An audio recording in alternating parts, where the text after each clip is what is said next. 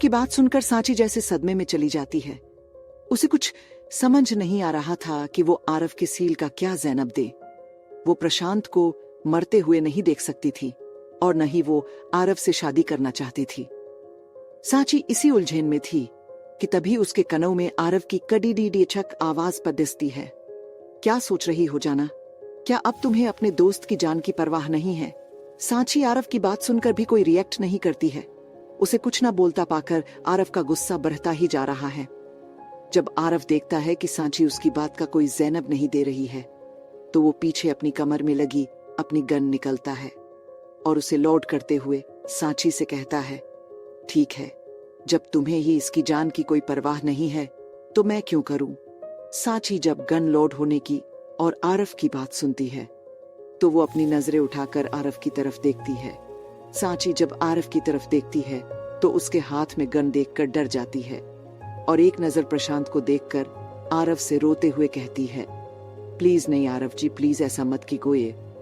सांची की बात सुनकर आरव प्रशांत की तरफ अपनी गन पॉइंट करते हुए सांची से कहता है, if you want to save your friend, the answer my question जाना, otherwise I will kill your so called friend. Aarav ये कहकर अपनी गन का ट्रिगर दबाने को होता है। आरव अपने गन का ट्रिगर दबाने ही वाला होता है कि तभी उसके कन्नों में सांची की एक तेज आवाज पड़ती है, मैं आपसे शादी करने को तैयार हूं। सांची की बात सुनकर आरव के हाथ रुक जाए हैं और वो एक डेविल मुस्कान मुस्कुराते हुए सांची की तरफ देखता है जो सिसकते हुए रो रही थी। आरव सांची को रोता देख उसके पास बैठता है और उसके चेहरे पर अपनी गन को चलाते हुए उसे कहता है, क्या कहा तुमने जाना? मैंने सुना नहीं, जरा फिर से कहो। आरव की बात सुनकर सांची रोते हुए उससे कहती है, मैं आपसे शादी करने को तैयार हूं, प्लीज प्रशांत को छोड़ दीजिए। सांची की बात सुनकर आरव एक नजर प्रशांत को देखता है, फिर कुछ सोचते हुए सांची से कहता है, हम्मा तो तुम मुझसे शादी करने को रेडी हो, लेकिन मैं कैसे मान लूं कि तुम सच कह रही हो और आगे चलकर तुम अपनी बात से नहीं मुकरोगी? क्या पता मेरे तुम्हारे दोस्त को छोड़ डालने के बाद तुम अपनी बात से मुकर गए तो? आरव की बात सुनकर सांची कुछ देर उसे हैरानी से देखती है, फिर उससे कहती है, ऐसा नहीं होगा, मैं वादा करती हूं कि मैं अपनी बात से पीछे नहीं हटूंगी, मैं आपसे शादी करूंगी। सांची की बात सुनकर आरव अपनी बाहों को ऊपर तानता है और उससे कहता है, लेकिन मैं तुम्हारी बात पर विश्वास कैसे करूं? आरव की बात सुनकर सांची परेशान होकर उससे कहती है, तो फिर मैं ऐसा क्या करूं जिससे आपको मेरी बात पर विश्वास हो? सांची की बात सुनकर आरव एक तिरछी मुस्कान मुस्कुराता है और उससे कहता है, अगर तुम चाहती हो कि मैं तुम पर विश्वास करूं तो किस मी। आरव की बात सुनकर सांची शोकड़ हो जाती है और आरव को अपनी आंखें बड़ी बड़ी कर देखने लगती है। सांची की बड़ी आंखों को और उसके शोकड़ एक्सप्रेशंस को देखकर आरव उसे अंजसन बनते हुए कहता है, क्या हुआ जाना, तुम इतनी शोकड़ क्यों हो गई? मैंने ऐसा भी क्या कह दिया कि तुम मुझे इस तरह देख रही हो? अभी तुम ही ने तो कहा कि तुम मुझसे शादी करोगी, तो शादी करोगी तो किस करने में तो तुम्हें कोई प्रॉब्लम नहीं होनी चाहिए। और वैसे भी तुम्हें तो शुक्र मानना चाहिए कि मैंने तुम्हें सिर्फ किस करने के लिए कहा है, वरना मेरा प्लान तो और बहुत कुछ करने का था। लेकिन तुम्हारी हालत देखकर ऐसा लगता है कि तुम वो सब अभी झेल नहीं पाओगी, तो सिर्फ किस के लिए कह रहा हूं। तुम मुझे किस करो ताकि मुझे तुम्हारी बात पर विश्वास हो जाए और तुम्हारे इन होठों को टेस्ट कर कर मेरा गुस्सा भी शांत हो जाए, फिर शायद मैं तुम्हारे इस दोस्त को छोड़ दे दूं।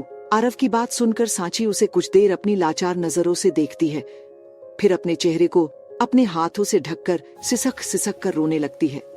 सांची को ऐसे रोता देख आरव को उस पर थोड़ा गुस्सा आता है और वो उससे अपनी कड़डेज आवाज में कहता है, ऐसे रोने से कुछ नहीं होगा जाना, जल्दी सोचो कि तुम्हें क्या करना है, मेरे पास ज्यादा वक्त नहीं है। आरव सांची से ये सब कह ही रहा था कि तभी प्रशांत चिल्लाते हुए सांची से कहता है, नहीं सांचू, तुम इस कमीने की बात मत मानना, इसे मेरे साथ जो करना है करने दो, पर तुम इसकी बात बिल्कुल मत मानना।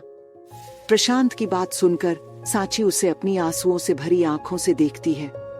सांची बहुत देर से रो रही थी, जिसकी वजह से उसका चेहरा और आंखें लाल हो चुकी थीं और उसकी आंखें सूज भी गई थीं।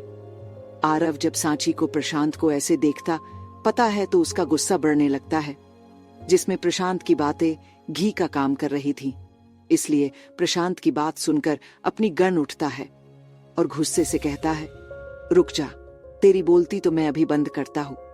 ये कहकर आरव अपनी गन लेकर खड्डे होने लगता है, पर इससे पहले आरव खड्डा हो पाता, आरव की बात सुनकर सांची घबरा जाती है और बिना सोचे समझे अपने हाथ से आरव की कॉलर को पकड़ देती है और उसे अपनी तरफ पलटकर अपनी तरफ खींचती है और उसके होठों पर अपने होंठ रख देती है। सांची आरव के होठों पर अपने होठों को रखकर उसके होठों को अपने होठों से धीरे धीरे दबाने लगती है।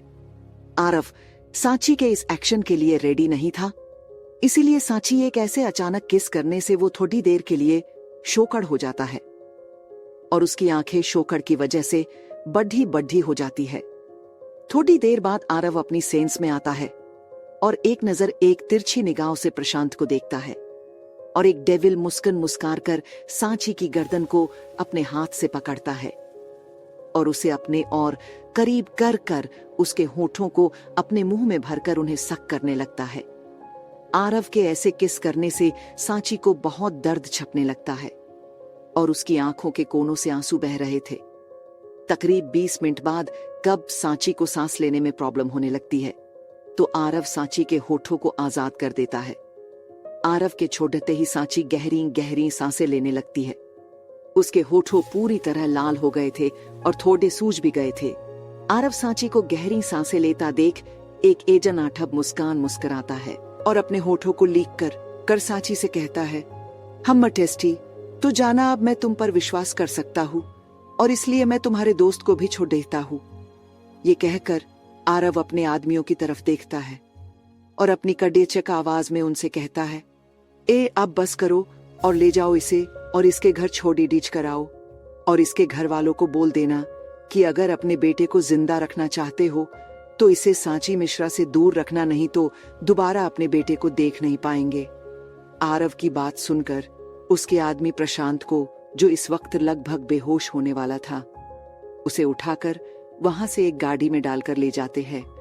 प्रशांत को जाता देख सांची एक चैन की सांस लेती है, लेकिन उसे प्रशांत की हालत के लिए बहुत बुरा लग रहा था, जिसकी वजह से उसकी आंखों से आंसू बह रहे थे और वो सिसक भी रही थी।